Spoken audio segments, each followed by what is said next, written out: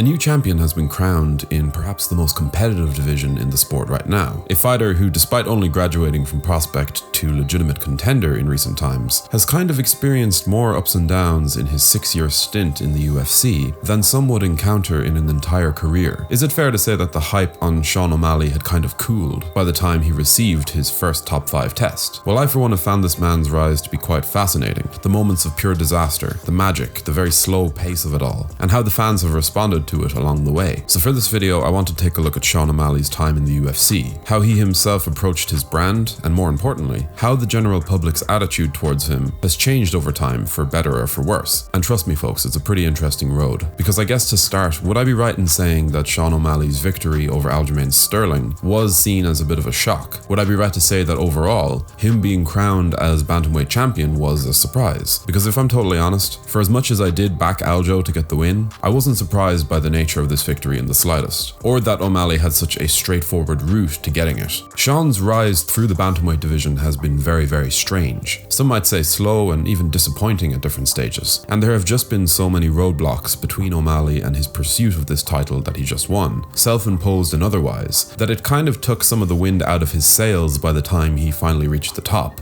I'm talking about breaking his leg, missing that chunk of time, then failing a USADA test that kept him out for a further spell. There was also that no contest against Pedro Munoz that once again killed his momentum, and I don't care what anyone says, Marlon Vera did legitimately beat Sean O'Malley 100%, but landing a calf kick like that, though an intentional strike, can be put down to a stroke of good luck for Marlon and some degree of bad luck for O'Malley. And don't come at me with the whole "there are no lucky strikes, he meant to throw it" spiel, you know what I mean. O'Malley's career up to a certain point had been one filled with anticlimaxes, and his own approach to his rise didn't really help that. Or let me rephrase that. The fact that O'Malley managed his career the way he did tested the patience of fans who were used to a different approach. Sean is his own manager, and during that initial rise through the bantamweight ranks, he did great work building his own personal brand and connecting with an audience that went beyond the UFC's own reach. He did this through his status as a streamer, as a friend and frequent guest on podcasts owned by very popular content creators. And overall, Sean O'Malley was one of the biggest unranked stars in the sport, if not the biggest. And by his own admission, he put his foot down and told the UFC that they had better pay him more before calling on him to take the bigger fights. And look, Dana White has expertly crafted a culture within this sport where at any given time, there will be a legion of UFC fans sitting there barking at someone like O'Malley for ducking fights and trying to shield himself from danger. And Dana's ability to bring this whole "some guys just don't want to fight" narrative has been very beneficial to his own business interests. I've talked about this on this channel before.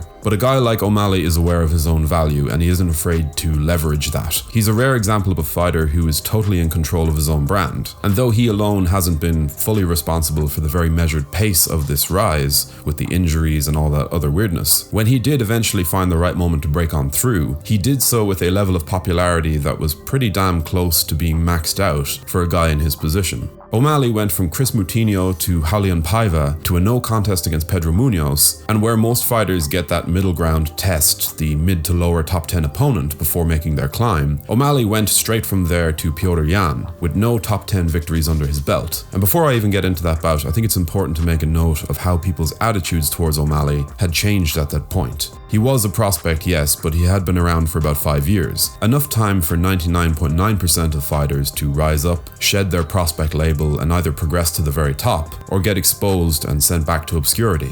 O'Malley was as familiar to us as anyone on the roster, but I had never felt like we had gotten answers to any of the questions that surrounded him. Indeed, there was a question over his susceptibility to leg kicks, and to be honest, there might still be. But as far as I saw it, when people started dismissing his ground game against someone like Sterling and his takedown defense, I was kind of left wondering, to at least some degree, what they were basing that on. And I think the familiarity we had with O'Malley because of the weirdness of his rise left us all thinking that we knew more about him than we actually did, when in reality that Piotr Yan fight was the first significant elite test of his career that actually played out in full. And I definitely knew that coming in, and I will pat myself on the back and say that I never did rule him out of that one. And that's not to say that most of you did, but what I'm trying to get at is that O'Malley was still a fighter that I very heavily believed in, based on the sheer artistry of his best moments in the cage. And I just found it fascinating how O'Malley's stock as a prospect seemed to go through the motions with the most minuscule amount of data available. And it might sound like I'm fanboying here or even defending him, I guess as a fighter, I was very intrigued to see how his career would go when he first landed in the UFC after an appearance on the Contender series about 7 years ago. And despite him having 11 fights in the UFC already, those first 8 or 9 were not enough to produce answers for me. And I guess I just saw a lot of people arriving at conclusions about this guy where they hadn't been earned. So when the Piotr Yan fight happened, which was so narrow that it could have gone either way, the main takeaway for any MMA fans worth their salt was that yes, Sean O'Malley is in fact at that top 5 level within the 135-pound division. But when he got in there with Sterling, I felt like the hype was somewhat muted. And I do think the close nature of his decision against Yan deprived us of that real breakout victory feeling. He didn't have an Adesanya versus Brunson moment or a McGregor-Poirier 1, a moment of undeniable proof of a prospect's place within the elite of the elite. No, at that point, Sean O'Malley's best victory was probably Raulian Paiva, who at least was ranked, then maybe Thomas Almeida. He kind of skipped a few steps along the way and then just showed up on Aljamain Sterling's doorstep. Indeed, if you paid close enough attention, it was pretty obvious that Sean O'Malley was as good as his billing, but he couldn't quantify it in the same way that most prospects are forced to, by taking out the number 7, number 8, number 9 in the world. He didn't quite have the highlight to truly solidify himself. So yeah, I picked Aljamain Sterling to get the job done because I know how good he is. O'Malley, in that type of matchup, and specifically with this collision of styles, was definitely a wildcard. And he was a wildcard because of the unknowns that surrounded him. If there was a wrestling deficiency there, I didn't see it before UFC 292. If his jiu-jitsu was to be pointed at as a weakness, I certainly didn't notice anything too big in the fights that led him here. Even his legs, which I do suspect to be a legitimate avenue to victory for someone in the future, you can arrive at that conclusion without focusing on the bizarre finish to his fight with Marlon Vera. We saw a lot of one-sided performances handed out by O'Malley that proved his offensive prowess. But in the Yan fight, he showed us that he also had some grit. And in there with Aljo, his takedown defense and ability to bamboozle his opponents through his feints and footwork, that's what the real takeaway for me was. And despite scoring the first round for the champion, it was clear that he wasn't comfortable with his opponent's range just yet. And even in round 2, he had to resort to a takedown attempt that he only got because O'Malley slipped. The counter shot that put Sterling down was one hell of a punch, and O'Malley's highly effective ground and pound managed to do the rest. And with that, a new bantamweight champion was crowned, and again,